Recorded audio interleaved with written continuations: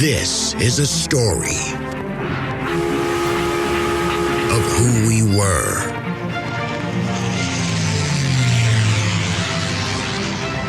how we got here.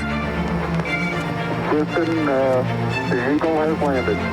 Roger, Tranquility. And where we are going.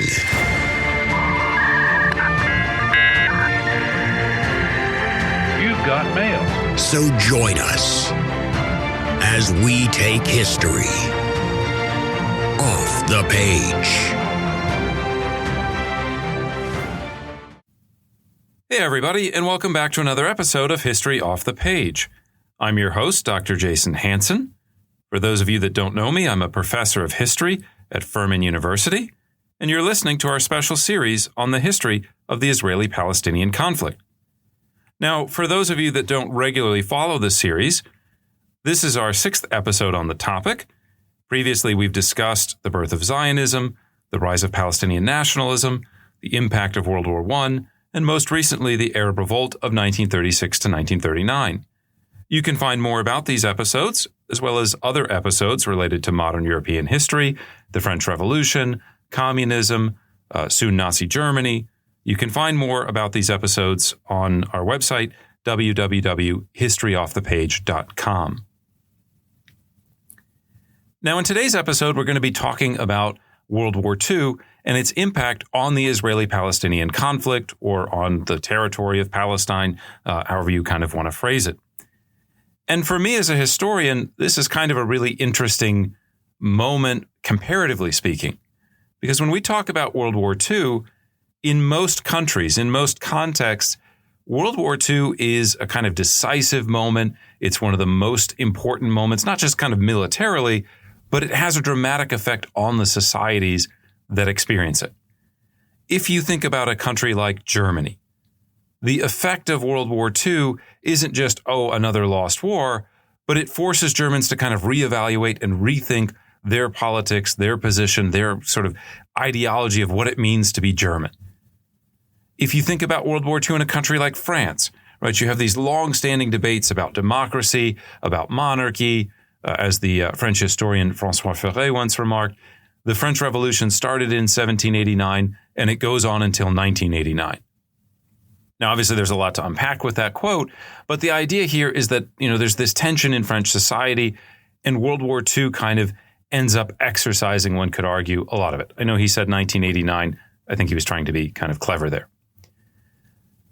If we talk about Yugoslavia, right, we talk about the breakup of Yugoslavia, which is an event that we're going to go into a lot of detail about in a future podcast episode.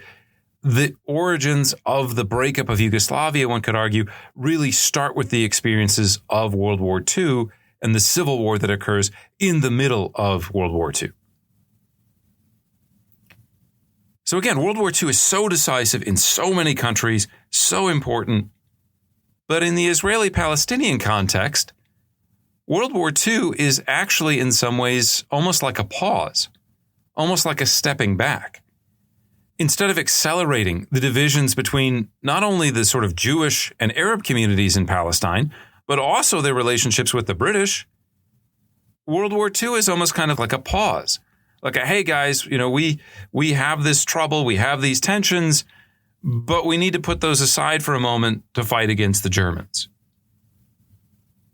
And so it's really kind of an interesting moment where, again, you could start to think, what if things had worked out a little bit differently? Was this an opportunity for a different direction, for perhaps reevaluating this idea that we either had to have a state in Palestine that was dominated by Arabs politically, or two states, one that featured an independent Jewish state? Maybe there was room. Maybe. Who knows? Now, there are still tensions, and we're going to talk about those. We're going to talk a lot about Hajj Amin, former Mufti of Jerusalem, guy that, as we'll see, ends up working for the Axis. And we'll see this element of anti-Semitism or anti-Judaism. We'll see that introduced into the context of Palestine in the 1940s. And we talked about this a little bit already in the 1930s when we talked about the Arab Revolt. So it's not to say that the problems aren't there or that the problems aren't affected by World War II. It's just in terms of the tensions, in terms of the violence, World War II actually marks a kind of, again, a pause, if you will. So I guess to make an analogy at the beginning of the podcast, just to give you a sense of kind of how we want to perceive things here, some of you may have had friends that were living together, they were couples, maybe they were married, and they, just decided, this isn't working out, we have these tensions. They kind of realize that they know where it's going and it's not going to work out well, right? So they're going to leave each other, they're going to break up. And then COVID happened. And so you have this kind of larger crisis that prevents the natural sort of separation that things were already headed in the direction of, that seems kind of inevitable, but you can't quite do it because COVID, lockdown, etc. And so the two sides kind of have to live with each other for a while. And so basically this is kind of the situation in Palestine during World War II. Now, just to go over the context a little bit more, some of you probably didn't listen to the last episode on the Arab Revolt, although I would highly, highly recommend it. It's one of the most fundamentally important moments in the run-up to the Civil War, the foundation of the State of Israel, the lack of a foundation of a Palestine. So we talked about this in our last episode, right? We looked at the history of the Arab Revolt, which, again, was a massive insurgency that really represents the first real effort to solve the Israeli-Palestinian dispute through violence. Kind of another way to look at it is this is a moment when Palestinian nationalist leaders and also just the broader Palestinian community start to say, look, we have had it with the mandate. We have had it with British colonialism. We are no longer willing to kind of allow the British to manage our national destiny or our national future. Our patience has run out. Two issues in particular are of concern to the Palestinian or Arab community in Palestine at this point, and they're related to each other.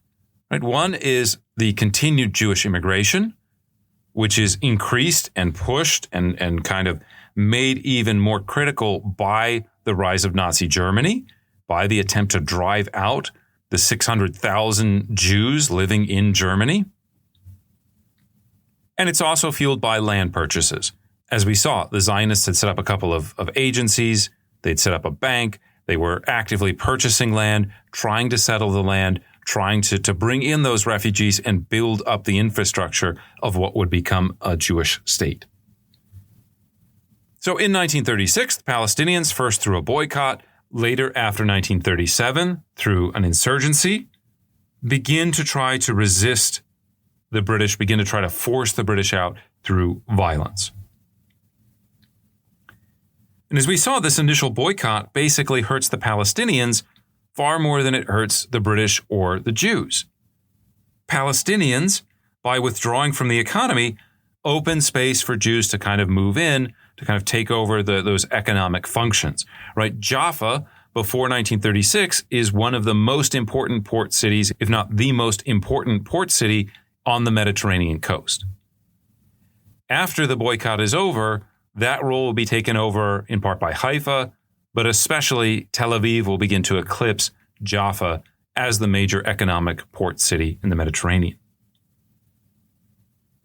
We also saw how Zionist forces began working with the British military during the latter phase of the insurgency. The British, of course, pursuing British interests primarily. They say, okay, we're fighting against the Arabs here. Maybe the Jews can help us out. And then this all culminates with basically a Palestinian civil war. Forces that were more open to working with the British and working with the Jews end up fighting against forces that are less tolerant of them. Forces like those sort of led by the Mufti, who view the conflict as basically being mutually exclusive, right? So either Arabs are going to be in charge or Jews are going to be in charge. There's no room for compromise. Finally, things end with the Arab Revolt, with this kind of very interesting moment where the British decide, okay, having kind of militarily suppressed the insurgency, the real solution is political. The real sort of answer to the problem is we can't continue to facilitate all this Jewish immigration. This is causing concern not just in Palestine itself, but more broadly in the region about the Jewish population.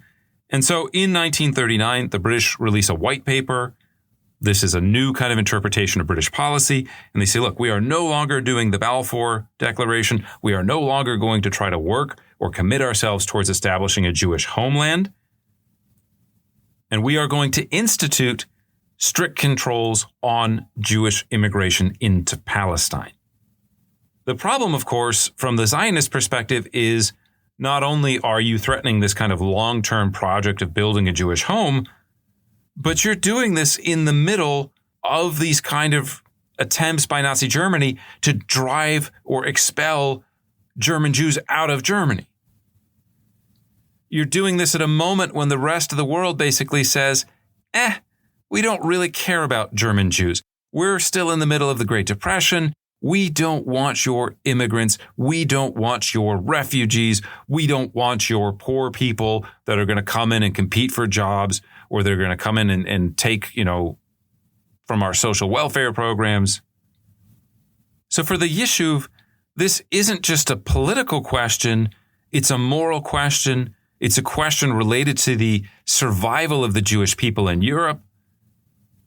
And the reversal is understood or interpreted as a betrayal. The idea of waiting, the idea of further collaboration with the British, all of a sudden, none of it makes any sense to Zionists. And so they will begin to prepare their own anti-colonial revolution, not against Arabs, but against the British.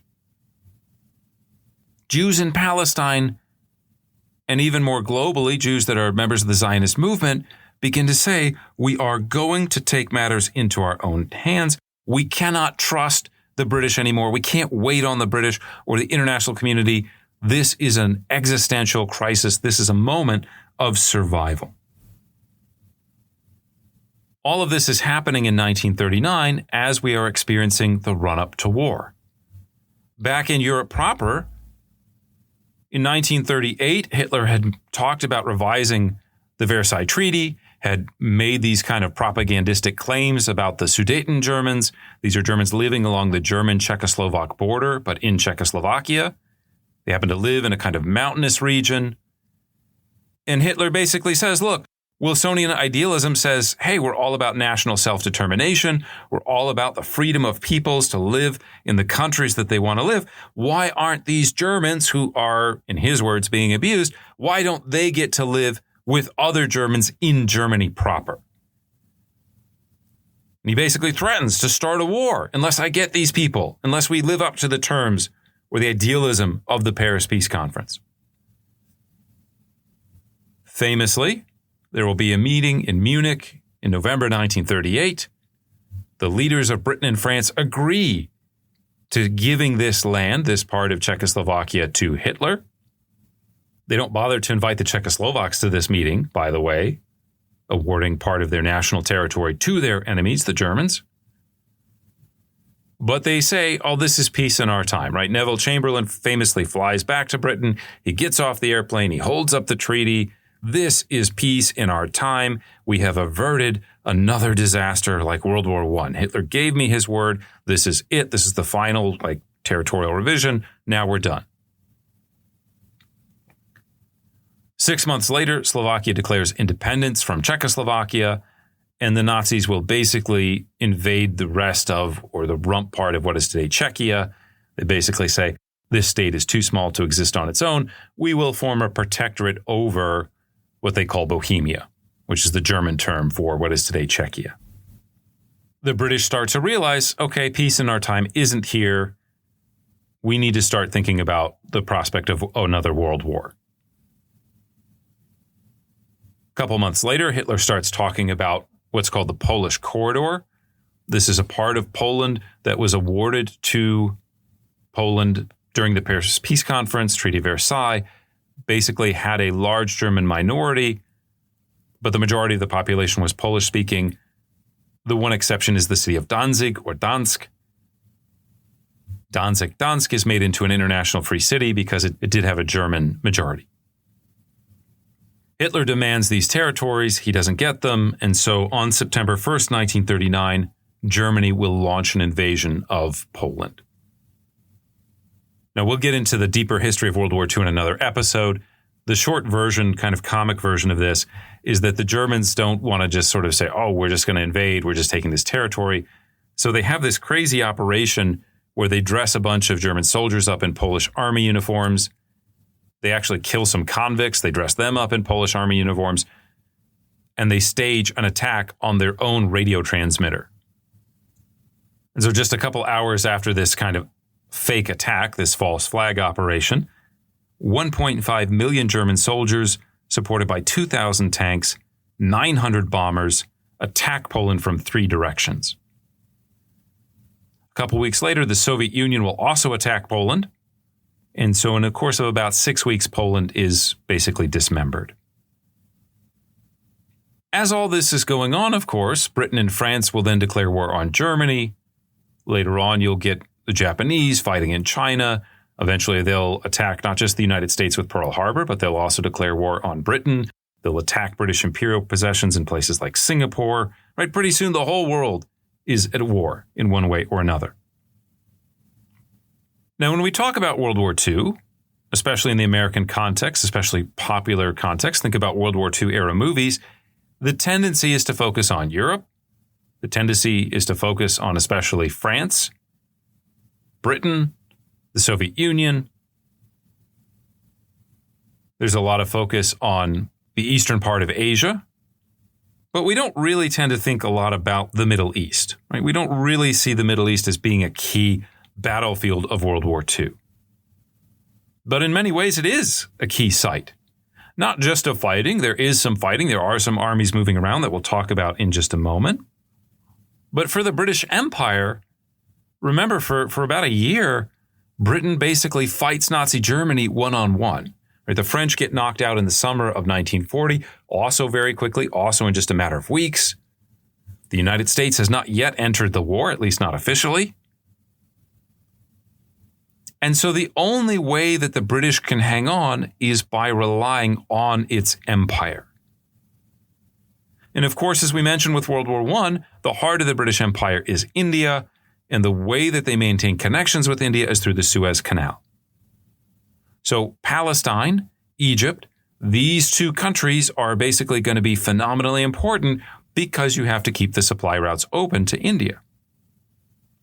However, when we talk about World War II, we are also talking about the first fully mechanized global conflict. Mechanization, automobiles, airplanes, that means engines, that means oil. And so the Middle East is consequential, not just because we need to keep the Suez Canal open, but more importantly, because we need access to Arab oil. Why do the British begin to pivot after 2 decades of being sort of more friendly towards Zionism? Why do they begin to become more anti-Zionist, more pro-Arab? A big part of it is because the Arabs have the oil. The British don't really care about what is the moral question, what is the, Wilsonian ideals of national self-determination, what are Arab rights. It's basically a cruel political and economic calculus. We need oil. We have to switch sides because now we're realizing that the oil is more important and the Arabs basically have the oil. For a lot of Americans especially, as I said, we don't really think about the Middle East as being a key site of World War II battles, but it is actually, even from an American perspective, phenomenally important. If by chance you ever get a chance to go to the National World War II Museum in New Orleans, I highly, highly recommend it. Go check out especially the European theater, which doesn't start with D-Day, is kind of in many Americans' national consciousness. D-Day is when America first gets to Europe in World War II. No, before that there is obviously the invasion of Italy, but even before that, the first real American intervention during World War II in the kind of European theater actually comes in North Africa. It comes in landings in Morocco and later on in Algeria. The U.S. Army, in many ways, that lands in Morocco and Algeria is not the U.S. Army of 1944-45. It is an army that is still learning how to fight war, how to do mechanized combat.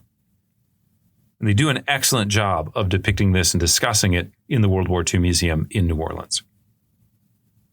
Now, more broadly speaking, when American historians, or when even kind of, you watch the History Channel, when they do discuss the Middle East, there are two things that they will kind of focus on. The first is going to be the victories of the Desert Fox, the German Panzer General Erwin Rommel. We're not going to go into a lot of detail about Rommel, but he's often kind of identified as being one of Germany's top commanders. Sometimes you'll see people debating, well, had Rommel lived, had he not been injured at the very beginning of the D-Day campaign, what would have happened? One can say that Rommel's reputation is probably a little bit inflated. He does win some very important victories in North Africa in 1942. He does threaten, as we'll see in a moment, Cairo and the Suez Canal to some extent. He also manages to do this in part because some British forces had been pulled away to invade Syria, which at that time was a French protectorate, but France had sort of switched sides with the fall of France and the beginnings of the Vichy government. Again, just to give you a little backstory, 1940, in the summer of 1940, the French government falls. It's replaced by a more sort of conservative, almost kind of quasi-fascist government led by Marshal Pétain. Marshal Pétain is far less worried about Nazi Germany than he is carrying out a kind of revolution inside of France itself. And so the Vichy government essentially reaches out to the Nazis who are occupying the northern part of the country and sort of kind of makes these efforts at an alliance. Right? If you give us a peace treaty, if you allow us to keep, for example, some of our territory in North Africa, then fine, you can have Alsace-Lorraine back. We can work on an accommodation. Aren't the British the real enemy? Isn't the French left the real enemy and the sort of barrier to French renewal? At any rate, to get back to Rommel, so he wins some victories, but this is against a partially weakened British force in North Africa. There's also an element of, after World War II, as West Germany needs to be rehabilitated, needs to be kind of included in NATO, you need sort of positive German figures that aren't associated with Hitler that you can kind of play up and say, well, these were the real representatives of the Wehrmacht, of the German military. And so Rommel, in part because he's dead, but also because he had been implicated to some extent in the July 20th plot, he becomes that figure. Okay, I'm starting to go down some rabbit holes, and I apologize for that. The other big moment in World War II in the Middle East that gets talked about is the Battle of El Alamein in the fall of 1942. There are actually two battles of El Alamein in the late summer of 1942. This represents the first time that the Allies really stopped the Axis. They kind of blocked them, as we'll talk about in just a moment. And then in the fall, they actually reverse those losses. They attack, they break the German lines at El Alamein, and it really represents one of the first Allied victories of World War II. The first time that they are actually going on the offensive and pushing the Germans back. And this, of course, becomes pivotal because once North Africa has to be evacuated, then the Allies have the opportunity to pursue up to Sicily. Once they're in Sicily, they can move up the Italian peninsula and essentially knock Italy out of the war. Or at least they start to knock Italy out of the war. Again, not to go down a rabbit hole, the Italians basically try to switch sides. This creates a kind of coup. Mussolini gets arrested. Hitler rescues him, brings him back.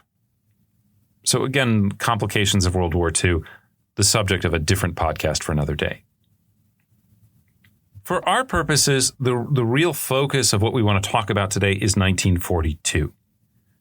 For most of the year, especially as we get into the spring and summer of 1942, it looks like the Axis are going to pull off a major victory. It looks like they are going to occupy at least Egypt, possibly Palestine as well. And so it begins to have some effects on the people obviously living in Palestine. All right, let's back up a second and start kind of to put a little bit more context in here. Let's go back to the fall of France, which I've kind of already talked about. But again, France falls in 1940. The government that comes to power in France, the Vichy government, is very sympathetic to the Axis. In addition to that, towards the tail end of the campaign against France, Mussolini's Italy joined the campaign, had declared war on France and Britain. And so all of a sudden, the British position in the Mediterranean is under threat. Northern Africa, with the exception of Egypt and Palestine, I know Palestine's technically in Asia, but you get the idea. These places become under threat from Axis forces. Mussolini had talked about the idea of turning the Mediterranean into a giant Italian lake. Right? Mussolini is already in what is today Libya. And so this theater represents a key site of battle for World War II. Now, in the winter of 1940-41, Mussolini's African Corps are actually smashed by the British, and this is why Hitler has to send Rommel down there with 2 armored divisions, some of his best soldiers. In March of 1941, Rommel begins a steady advance eastward. As I mentioned, this is also partly facilitated by the fact that the British, having defeated the Italian forces, they move some of those troops back to Syria. Syria had been basically a French protectorate, so now it's under the rulership of Vichy, and the British don't want to allow that. So then they're going to go sort of clean that out and replace it with a free French government. The biggest moment in Rommel's advance comes in June of 1942, when his panzer forces capture the port city of Tobruk near what is today the Egyptian-Libyan border. The Axis forces then continue. They come within about 100 kilometers or 60 miles of the port city of Alexandria. Alexandria, of course, one of the most important, most famous cities in Egypt, going back to the very famous lighthouse of antiquity. And so for a moment, then again, in the spring and summer of 1942, it looks like Cairo will fall. The British begin burning documents. People begin evacuating to Palestine. There's this real moment again of panic going on within the British Empire. Now, as all this is going on, Arabs living in the Middle East have kind of mixed feelings about what they want to have happen. On the one hand, you have a long history of British intervention, British presence, British colonialism in the Middle East. And when we think about colonialism, obviously today that's a very bad word. We think about the exploitation, we think about the racism, we think about the psychological damage that's caused, right? Some of you may have read Frantz Fanon talking about Algeria and French colonization there. But there is also a side to colonization, whether you view it as a positive or not, that involves investment. The British don't just show up in Egypt and kind of take over. They begin investing in the Egyptian economy. They begin building railroads. They create a civil administration. Again, whether you view this as legitimate or not, I mentioned Fanon. Fanon would argue very strongly that this is not legitimate, that this is the colonization of the mind. But there are people in Egypt, people in other parts of the Middle East who are colonized, who look at this as maybe not being a positive thing, but see a benefit to having a relationship with the colonial power. The British administration in Egypt creates thousands of jobs in the civil services. They create jobs in the sense of building the railroad. There is also a sense among some, not all Egyptians, but some, British culture looks pretty powerful. British culture looks like something, hey, maybe we want to imitate that. There are in Egypt and other parts of the Middle East quite a few political leaders that think the path forward to independence lies with some sort of collaboration with Britain, lies with kind of working together with Britain. Now, I'm not trying to defend colonialism here. I'm not trying to say that it's a good thing. You can argue that there are many, many problems with it. It is exploitative. It is, in many cases, racist. Again, I'm not trying to sort of whitewash, sorry for using that term, but I'm not trying to whitewash colonialism. I'm just saying that there are people living in the Middle East who like the colonial powers and who see the future of their country, who see their national destinies as being better if they work with the colonial power than if they work against it. I mentioned racism, and there are undoubtedly elements of colonialism that are explicitly racist. This idea of a civilizing mission, right? Very, very bad. But if we're talking about racism, aren't the Nazis kind of the number one enthusiasts for racism? Aren't the Nazis the most prominent, most kind of open about their racism. And so as we have these events leading up to World War II, if you're an Egyptian and you're thinking about, okay, who do I want to, sort of ally with? Who do I want my sympathies to be with? Do you really want to ally with Nazi Germany and Hitler, the people that have kind of been very open about the idea that they're superior and racially speaking, you're inferior, and there's no way you can ever change that? Even if you don't like the British, in some ways they seem a better option than the Nazi Germans, right?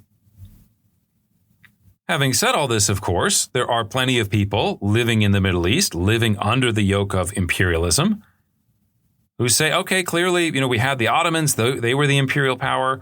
We resisted them. The British seemed like, helped us, helped the Arab Revolt. Okay, now the Arab Revolt is over. Now these guys are exploiting us again. Now we have a different kind of colonial master. Let's work with the Germans to try to kick out the British. Right? The goal here is independence. And so you do have quite a few Iraqis, quite a few Egyptians who sympathize, not with Britain, but either sympathize with Nazi Germany or who see Nazi Germany as the kind of lesser of two evils, right? As the convenient means to an end. So when you get into the history of World War II in the Middle East, it's interesting because you have this struggle with these armies moving back between the Germans and the British, but the places where they're fighting, the people don't necessarily feel committed to one side, or they might feel sympathies towards either side, but Egypt doesn't necessarily take a strong position about the war going on Egyptian soil. When World War II begins, the Egyptians had a mutual defense treaty with the British. It provided the British with certain rights in the event that Britain became involved in a war. The Egyptian government honors those provisions. They allow British troops to move back and forth through Egypt. They break diplomatic relations with Germany. They supply the British war effort.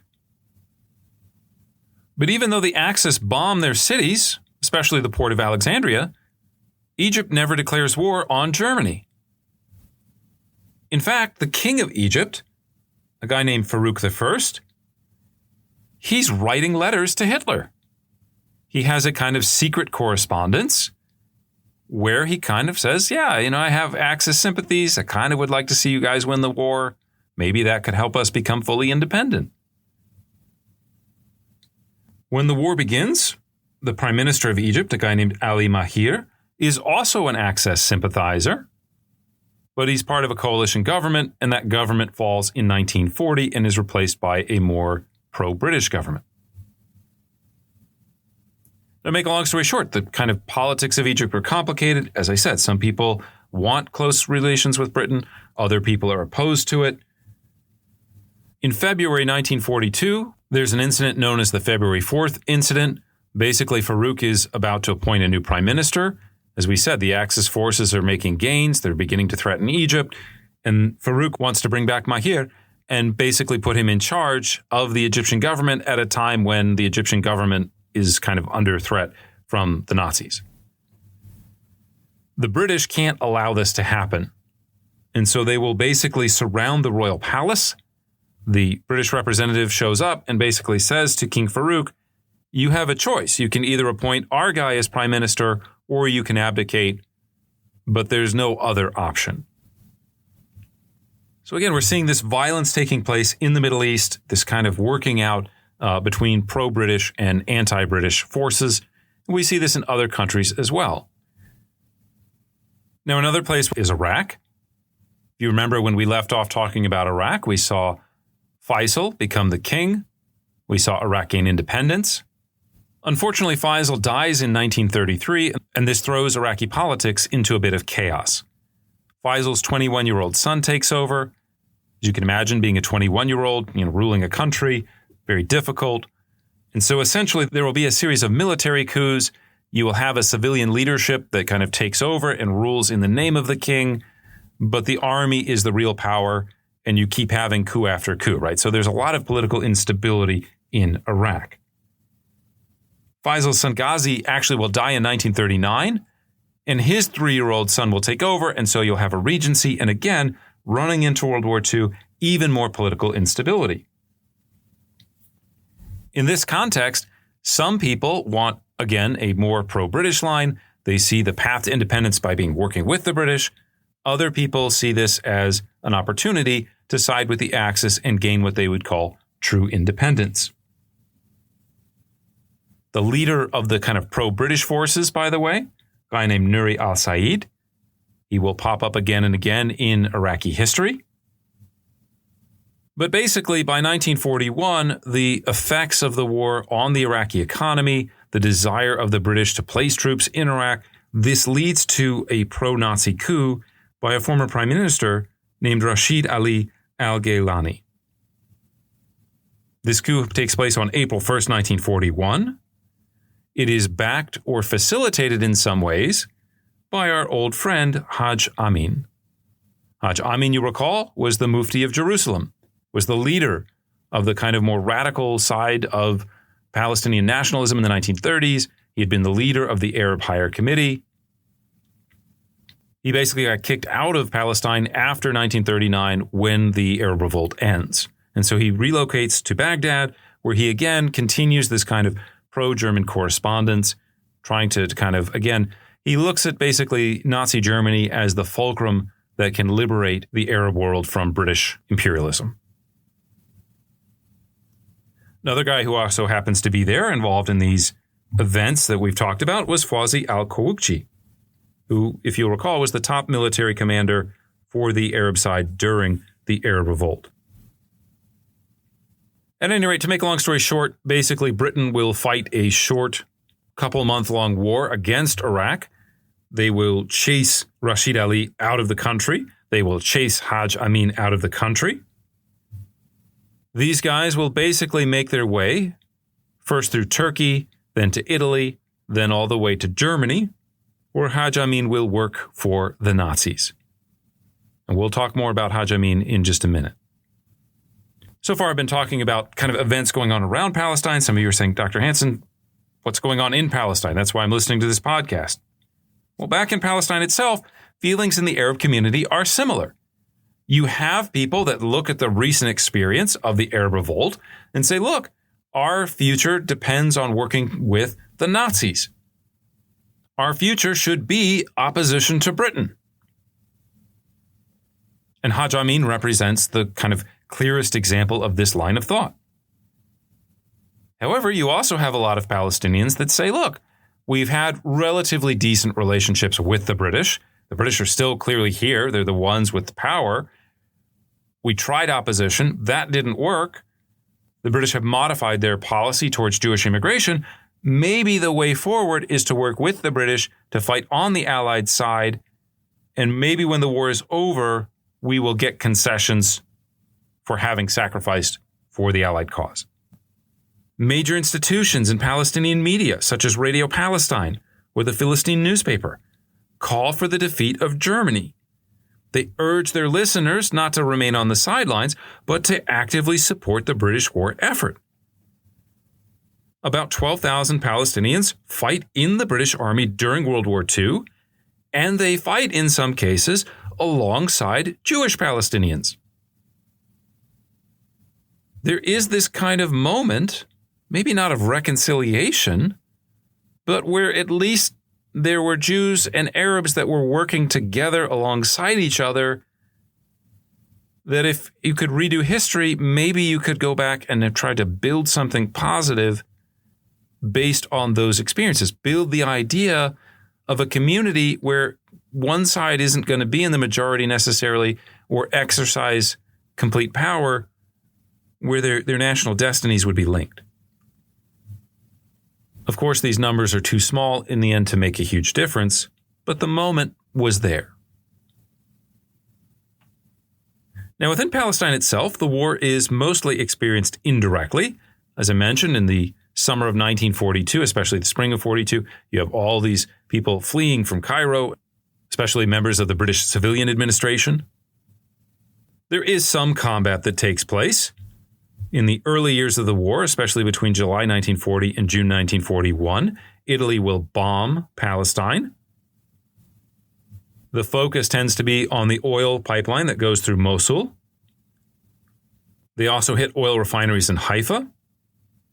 They also bomb the city of Tel Aviv. But as we mentioned, the main Axis threat to Palestine comes through the advance of Rommel in the summer of 1942.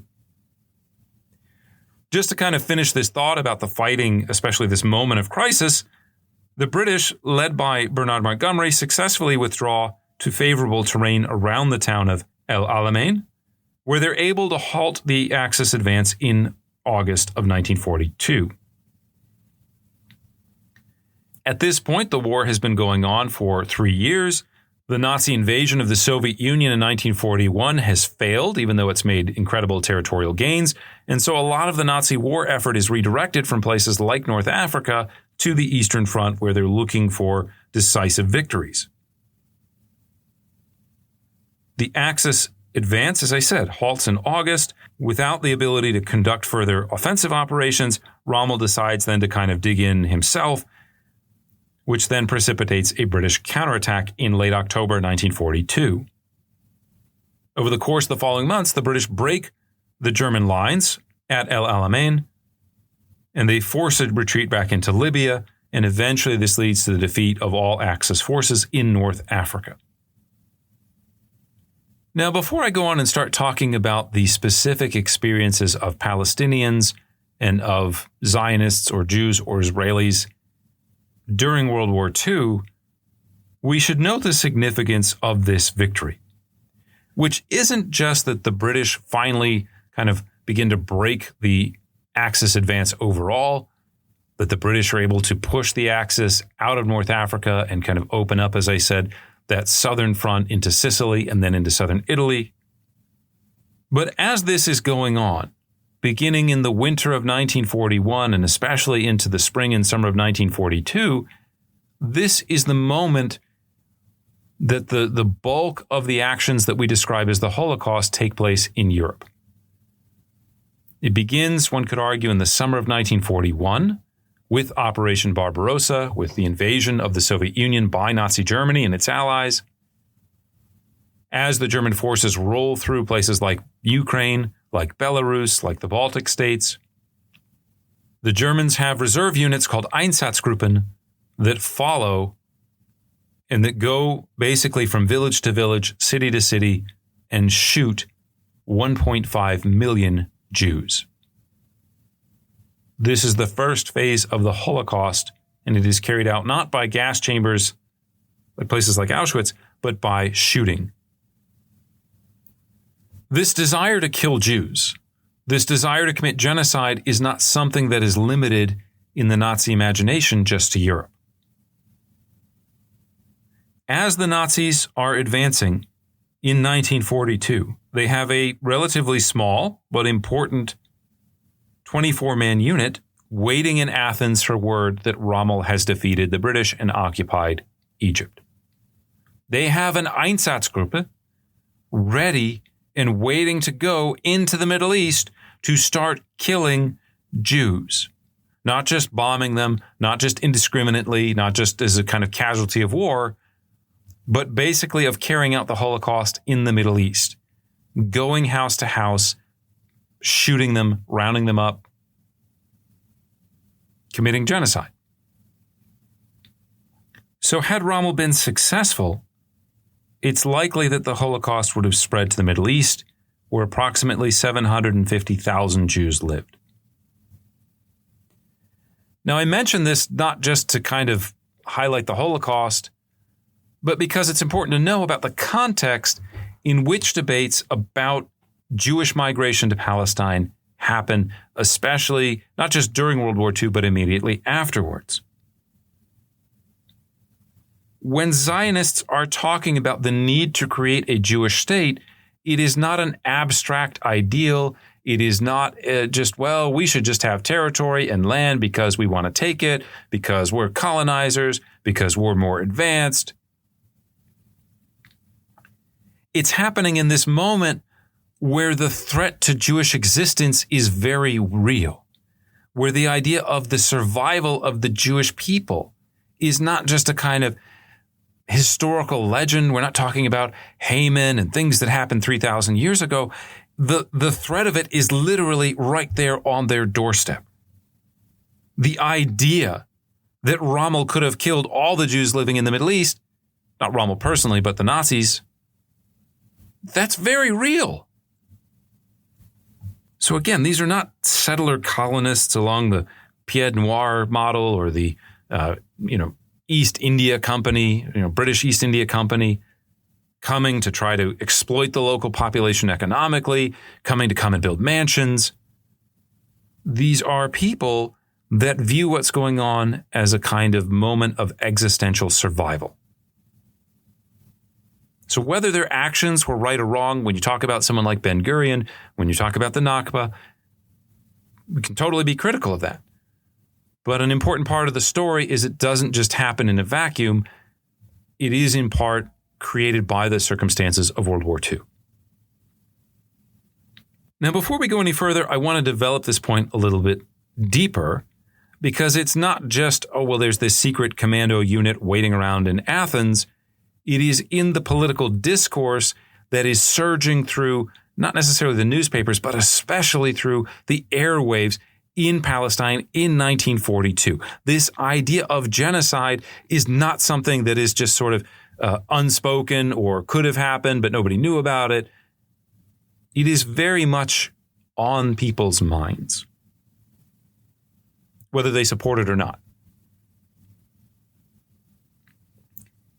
And a really good way to see this is to talk in a little bit more detail about Hajj Amin al-Husseini, again, the former Mufti of Jerusalem, the chairman of the Arab Higher Committee, the most prominent Palestinian nationalist leader in the 1920s and 1930s. Again, he's not the only one. He doesn't speak on behalf of all Palestinians, or maybe even on behalf of a majority of Palestinians.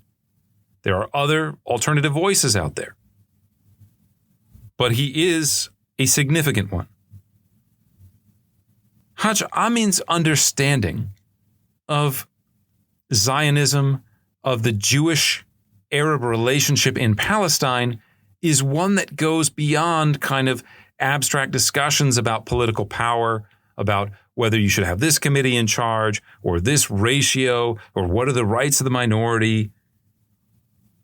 By the time you get to the late 1930s, he has begun to view and to express his views of the conflict of one that is best understood in terms of a mutually exclusive relationship. Hajj Amin does not see a future for Jews in Palestine where they're a significant minority, where they have any political power. Some historians would argue that this goes beyond, again, a kind of Palestinian nationalist opinion, an idea of, what we really want is just independence, and these guys are colonists, and they've come here, and we just need to drive them out. But some historians would argue that this goes into what we would call today anti-Semitism, or better put, anti-Judaism, because also Arabs are Semites. By the time of the late 1930s, Hajj Amin has openly begun to argue that the conflict with Jews dates back to the time of Muhammad. Hajj Amin will explicitly begin to invoke many of these stereotypes that are advanced by the Nazis about the Jews.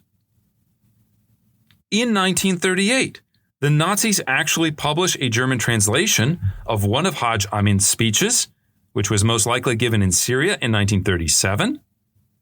And in this speech, he says, quote, "The battle between Jews and Islam began when Muhammad fled from Mecca to Medina.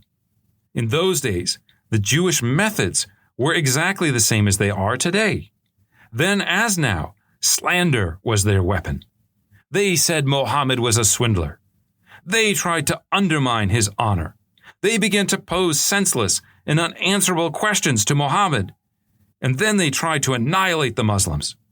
Just as the Jews were able to betray Muhammad, so they will betray the Muslims today. The verses of the Quran and the Hadith assert that the Jews were Islam's most bitter enemy and moreover try to destroy it. End quote. Whatever your thoughts are about the current situation in Gaza, obviously very tragic.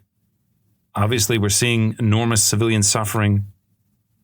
Regardless of what your thoughts are on the legitimacy or illegitimacy of the establishment of the State of Israel,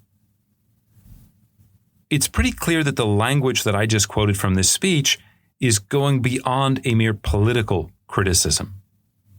Hajj Amin by 1937-38 had begun to view the Israeli-Palestinian conflict or the Jewish-Arab conflict as one that was historical, as one that was not just a battle over resources or, maybe you could have some commission, maybe you could come up with some plan where they live together.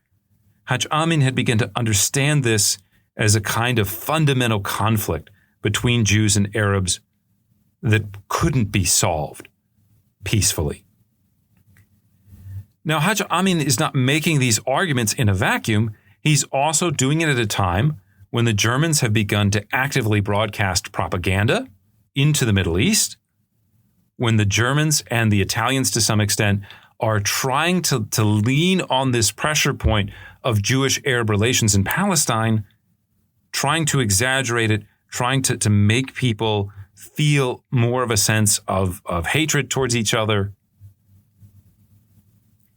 They are telling Arabs in radio broadcasts that Jews want to annex the entire Middle East, that the Zionist project is not just about creating a homeland, but that it is about conquest, and it is about the conquest and expropriation of all of the Middle East.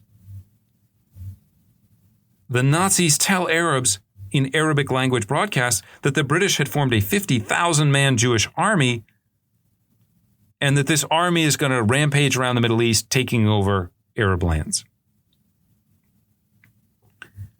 They tell Muslims listening on the radio there are Jewish forces massacring Muslims.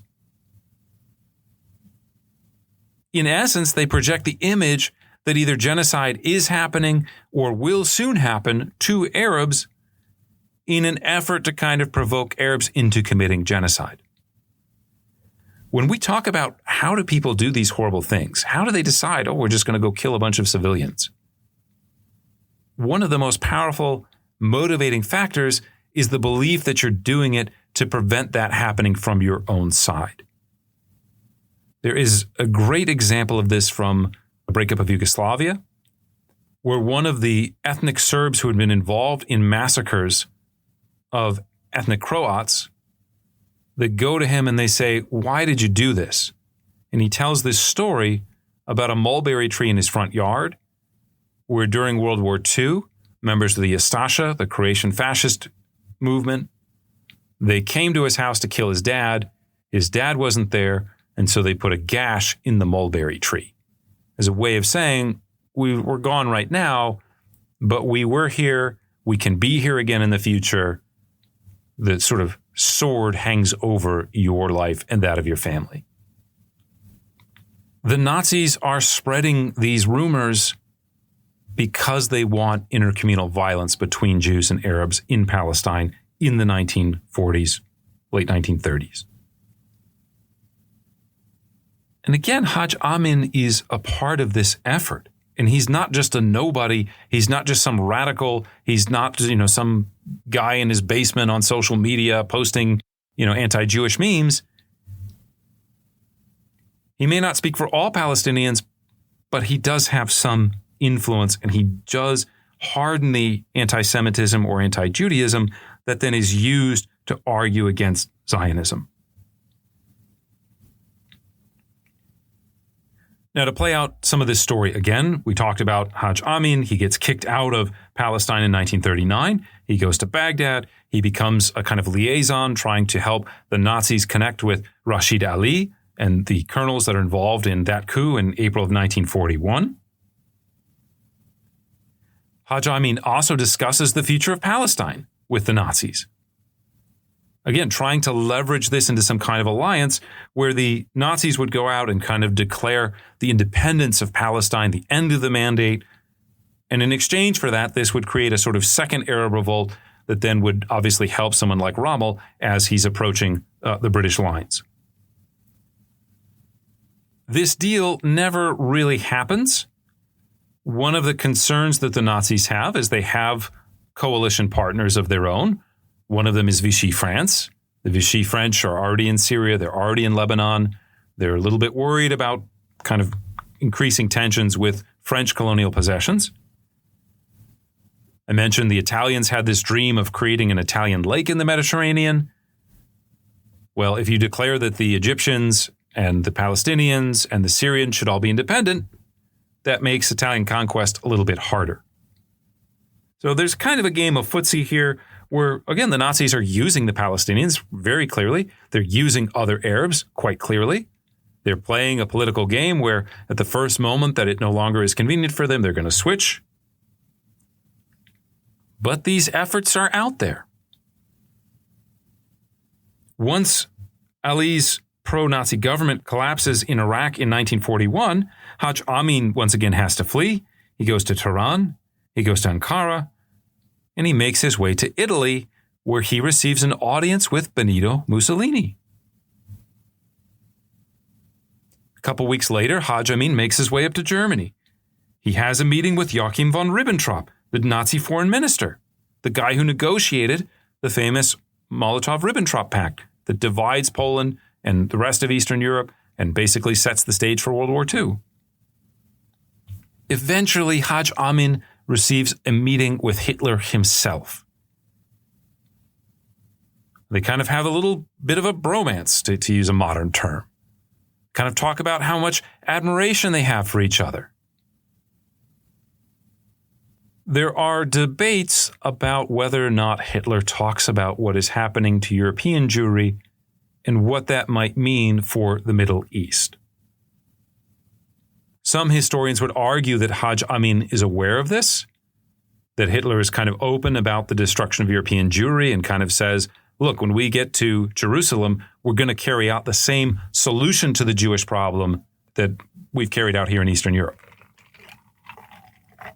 Now, after World War II is over and Hajj Amin is trying to kind of rehabilitate himself a little bit, he writes a memoir. He says that it was kind of maybe brought up a little bit, but that he rejected it, that he made very clear the solution to the quote-unquote Jewish problem in Palestine was simply for the Jews to leave or to have some kind of protected status as a very small minority. I wasn't in the meeting. I can't tell you how you should read it, right? You can go and look at the evidence. You can read Hajj Amin's memoir. However, if you look at the language, especially from Arab language propaganda from 1942, when Germany did expect to occupy Palestine, when it did have this kind of relationship that it was developing with Hajj Amin, it's pretty clear that the Germans had in their minds some kind of mass violent reckoning with Jews. It's pretty clear that their Arab collaborators had some idea that some kind of violent reckoning was coming. To give you an idea of what I'm talking about, in June 1942, Arabic language broadcasts made from Nazi Germany, often by native Arabic speakers, urged listeners to, quote, know the name of every Jew who has cooperated with the British and who has fought against the Muslims. These Jews will in due course receive their just punishment, end quote. Several days later, another broadcast added, quote, all over the country, the Jews should be watched. Every Jew's name must be written down, together with his address and business. The Jews must be watched carefully so that they may be wiped out at the earliest opportunity, end quote. Critical stereotypes of Jews are regularly featured in the broadcasts, building resentment among the local Arab population, not only in Palestine, but also in Egypt, in Syria, in other parts of the Middle East. These broadcasts describe Jews as living in luxury, as exploiting, especially the Egyptian people. They note that they want to conquer again the entire Middle East. There's a map that's dropped in 1942 that shows a Star of David flag over Jerusalem, Beirut, Amman, Damascus, Aleppo, Mosul, Baghdad, Alexandria, Cairo. Another leaflet distributed in Syria in 1942 tells readers that the new flag of, quote, the new kingdom of the Jews, unquote, will consist of Palestine, Jordan, Syria, Lebanon, parts of Iraq, and Saudi Arabia. Again, quoting, who cares that millions of Arabs already live in these areas and that they inherited the land from their fathers and forefathers? The occupants of these countries will be driven out with the well-known Jewish methods, end quote. A radio broadcast from July 7th, 1942 was titled, quote, kill the Jews before they kill you, end quote. It starts by telling Arabs that the British had armed local Jews to fight against Egyptians. It then recommended that, quote, Egyptians rise as one man to kill the Jews before they have a chance of betraying the Egyptian people. It is the duty of the Egyptians to annihilate the Jews and to destroy their property. Jews aim at extending their dominion throughout Arab countries. You must kill the Jews before they open fire on you. Kill the Jews who have appropriated your wealth and who are plotting against your security. The Jews are planning to violate your women, to kill your children, and to destroy you. According to the Muslim religion, the defense of your life is a duty which can only be fulfilled by annihilating the Jews.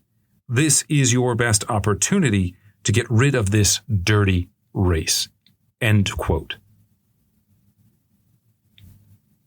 Now, again, these are radio broadcasts and leaflets. They're being prepared by the Nazis, by people who are collaborating with the Nazis. What individual Arabs are thinking as they hear this can be, and in many cases was, very different.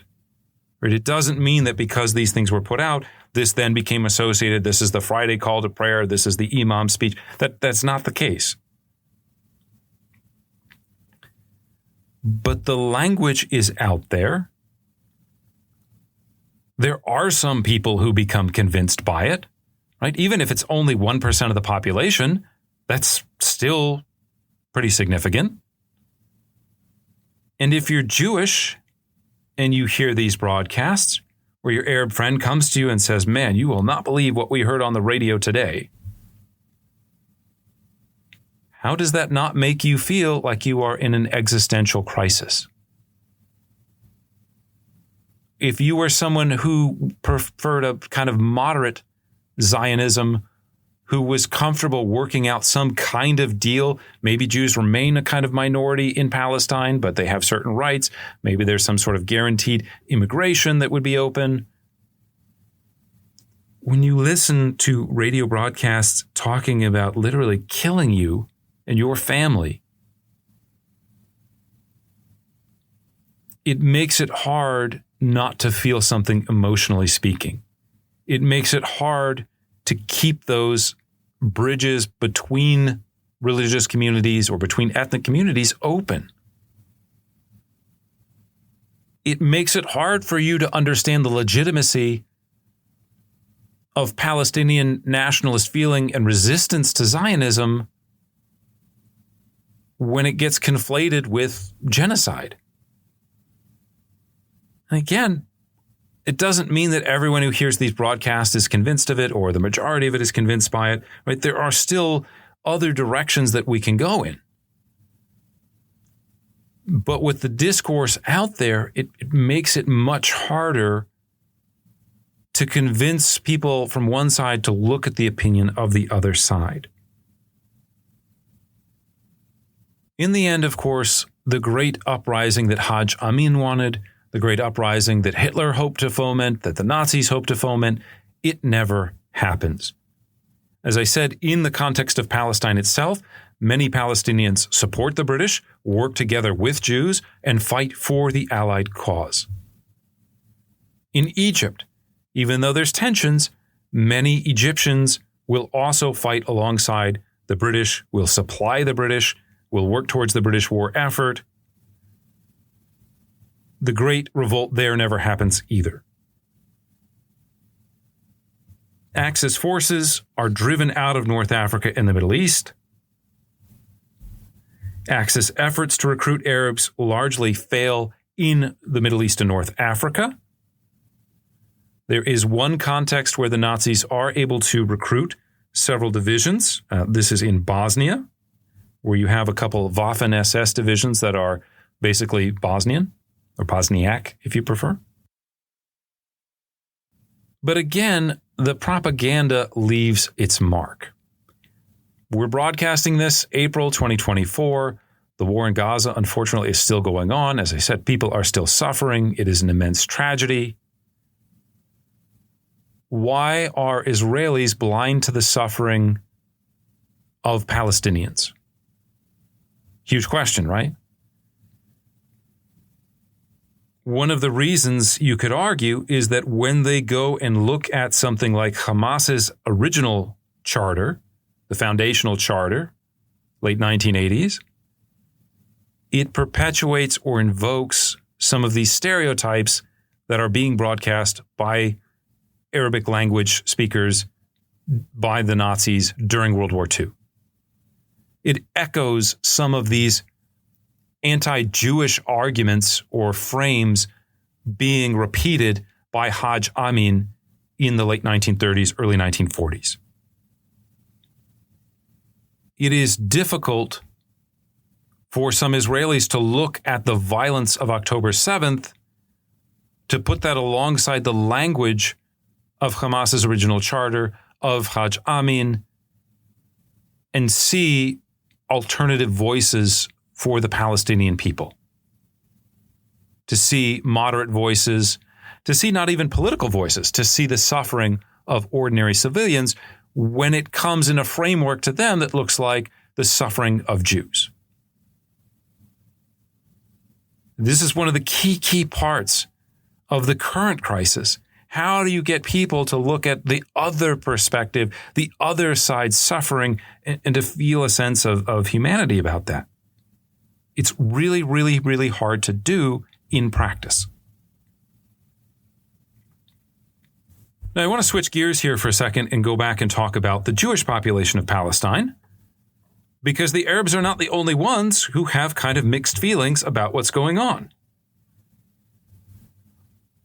On the one hand, as we talked about at the beginning of the podcast, by the end of the Arab Revolt, the British decision to issue the White Paper of 1939 to restrict Jewish immigration at the moment that it seems like the most critical for Jews escaping Europe, there's a lot of hostility to the British. There's a lot of feeling of the British have betrayed us. We can't trust them anymore. Now the time has come to take matters into our own hands. On the other hand, what are you going to do? Ally with Nazi Germany? I mean, whether or not people understood the idea of the quote-unquote Holocaust, which they probably didn't until at least 1941, 42, it's pretty obvious that the Nazis are doing awful things to Jews. And so basically, most Jews in 1939 decide, you know what, we're going to stick with the devil we know. We're going to stick with the British for now. We'll come back and hash out whatever's going to happen with the Yishuv after the war is over. Some of the most prominent leaders of Zionism, Chaim Weizmann, for example, argues very openly that Jews should support Britain. A minority, with David Ben-Gurion perhaps being the most prominent member of this camp, sort of says, well, we don't want to help the Nazis, but maybe this is a point of kind of pressure that we could use against the British. It's a point of leverage. Maybe we can secure some concessions in exchange for working with them. To make a long story short, in the end, the Yishuv, or the Jewish community of Palestine, commits itself wholeheartedly to the British war effort. They will build hundreds of new factories to meet the demands of the British war economy. In fact, you can argue that this is the decisive factor in the industrialization of Palestine. There was some industrialization that happens before 1939, not just on the Jewish side, by the way. We saw this. We saw Arab economic growth, especially during the early 1930s. But World War II industrializes Palestine in a way that it had not before, and that industrialization will occur more on the Jewish side than it does on the Arab side. Incidentally, World War II also helps industrialize Egyptian society.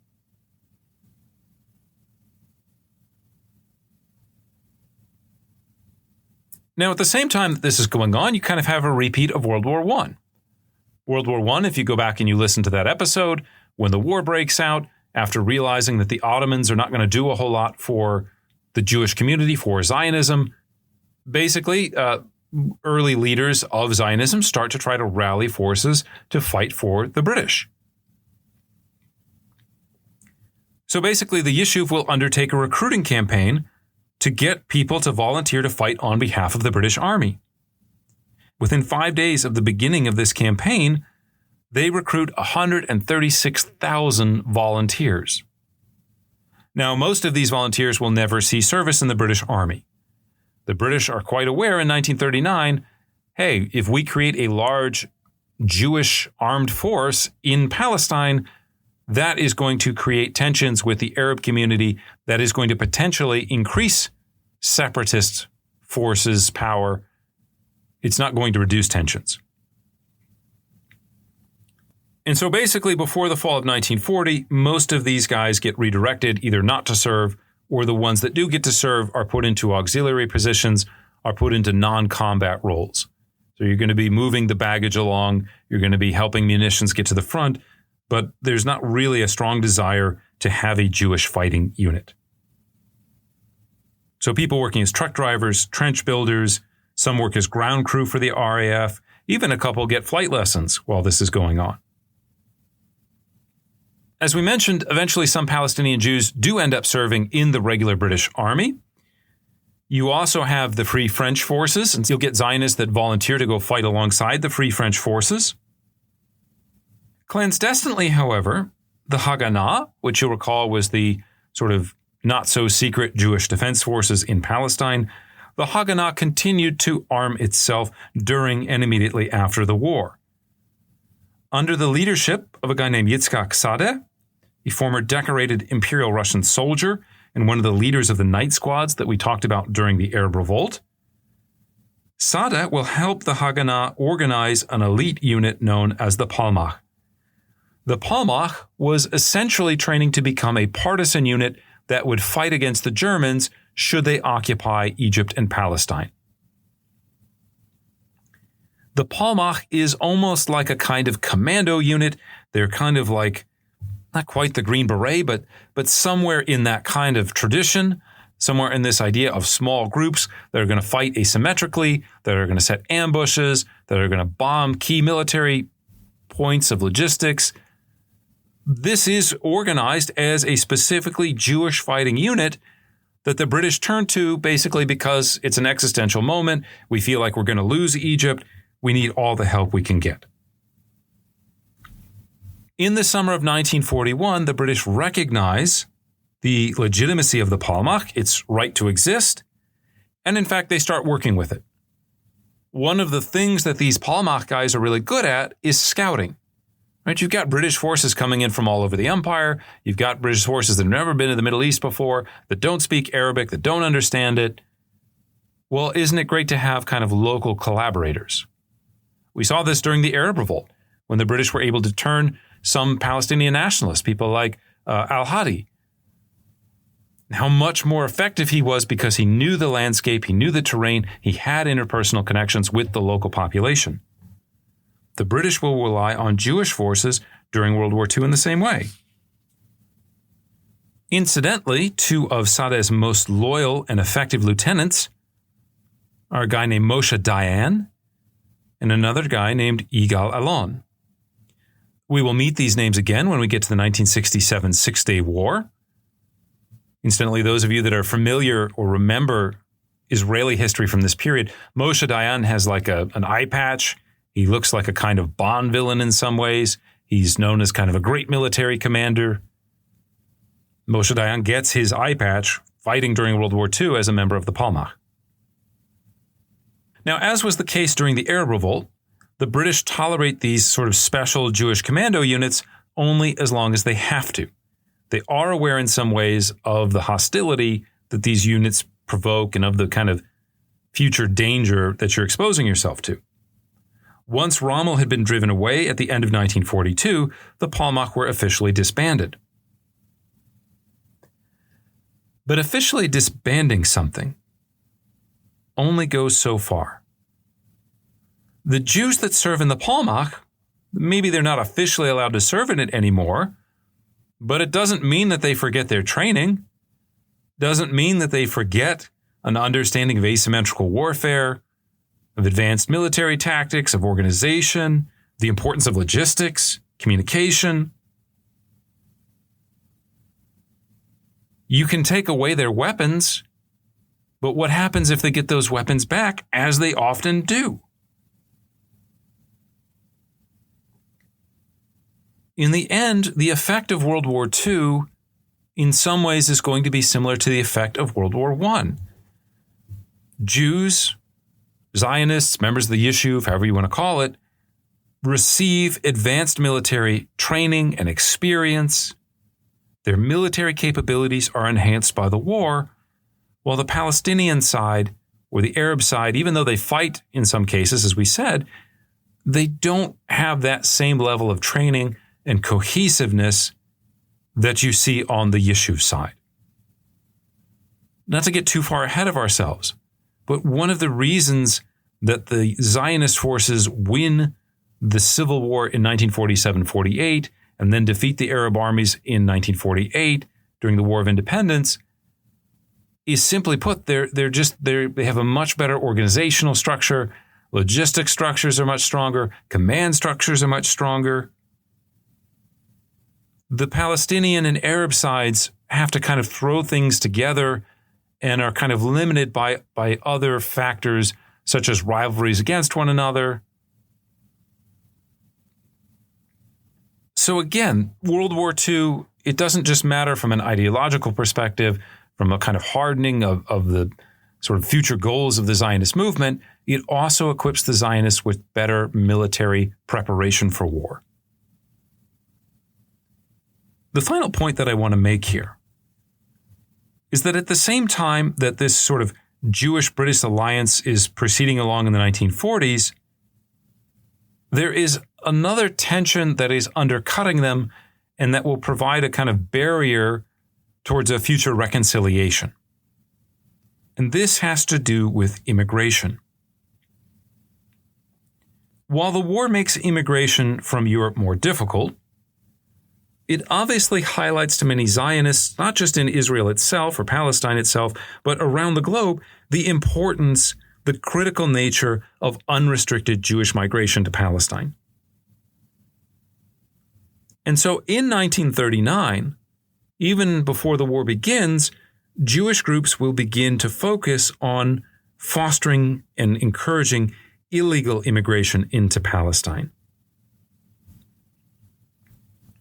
And so even after the war begins, even after British colonial authorities are working together with groups like the Palmach, like the Haganah, they are still enforcing immigration rules, still kind of arresting Jews that are trying to escape to Palestine illegally. British warships are off the coast of Palestine, not just looking for German or Italian bombers or submarines or things like that. They are patrolling, especially looking for refugee vessels. They will stop them in the high seas and take their passengers to internment camps in places like the Mauritius Islands in the Indian Ocean. In a particularly harrowing incident from December of 1941, you have a ship that is kind of falling apart. It's barely seaworthy. It's known as the SS Struma. And it sails from Romania to Istanbul with the ultimate destination of Palestine. British officials, however, refuse to allow this vessel to proceed, and so it basically sits in the harbor for several months. Now, the Turkish authorities, who are neutral in the war, do not want to allow these guys to get off the ship because they say, well, if we have these immigrants here, they're not allowed to settle here in Turkey. They get off the boat. What are they going to do? They're going to settle in Turkey. We don't want that. And so the ship basically sits in the harbor for 2 months. Again, the people living on it, things get worse and worse over time. On February 24th, 1942, as the Holocaust is raging in Europe, as we are starting to see the opening of death camps that are industrially murdering millions of Jews, this refugee ship is towed by Turkish officials out of the harbor, where it quickly sinks in higher seas, killing over 700 people. The Struma incident is the most dramatic example of this kind of failure to assist or alleviate with the refugee crisis, but it is not the only example. And again, as rumors spread in 1942 of the Holocaust, British officials are still turning away Jewish refugees. So when taken together, the British position of trying to limit Jewish immigration hardens Zionist attitudes towards the future idea of independence. Major Zionist figures like Ben-Gurion, who before the war were at least still open to some concept of negotiation, of alternatives to an independent, as opposed to maybe an autonomous Jewish state, or a Jewish state within a larger Arab federation, or a binational state. These people now become militant in their demands for future independence. On the ground, members of the Yishuv increasingly see their alliance with the British as temporary, as a means to an end that will then be reversed once the war is over.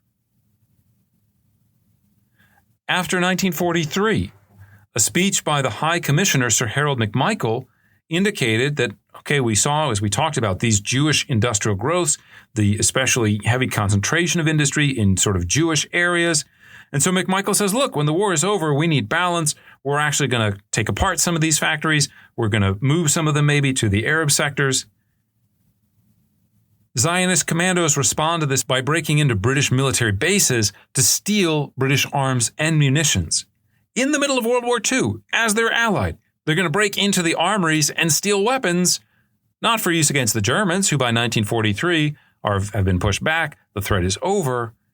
They're stealing the weapons for what comes next. The Jewish Agency no longer hides the existence of arms caches that the Jewish side or the Yishuv is keeping, but instead they openly defy the mandate government and its right to restrict or prevent or regulate their weapons. Most shockingly, perhaps, several of the more maximalist Zionist groups begin a campaign of violence or terrorism, we can use that word, in 1944, not against the Nazis, but against the British. Now, again, we're not talking about a lot of people here. We're talking about maybe about 300 people for one of the most prominent groups known as the Fighters for the Freedom of Israel, or the Lehi. The Lehi begins in 1944 an open campaign of assassinating British police officers. On November 6, 1944, the war is still going on. The Germans have just basically been pushed back to the frontiers of the Third Reich. It's not decided that they're going to lose the war yet. Members of the Lehi carry out their boldest attack ever, killing Lord Moyne, the minister resident of Egypt, and a former colonial official who happened to be kind of hostile to Zionism. Now, as I've said several times over the course of this podcast, this kind of mirror experience or parallel experience between Israelis and Palestinians in the historical narrative is very strong. And here again with the Lehi, we have another example of it. The Lehi are seen as very radical by the vast majority of the Jewish community of Palestine. The assassination of Lord Moyne, whatever the criticisms of the British mandate and immigration policies were, it is so shocking and so detrimental to the Zionist cause that the Haganah will actually begin its own campaign against the Lehi and against the Irgun. In another parallel, this, again, very small movement, very radical movement, the Lehi, they face some of the same challenges about fundraising that we talked about when we discussed the Arab Revolt, and especially some of the more radical groups during the Arab Revolt, especially Al-Qassam and his followers. How do you get money to support this cause? The Lehi will extort it from Jewish shopkeepers. They will rob banks.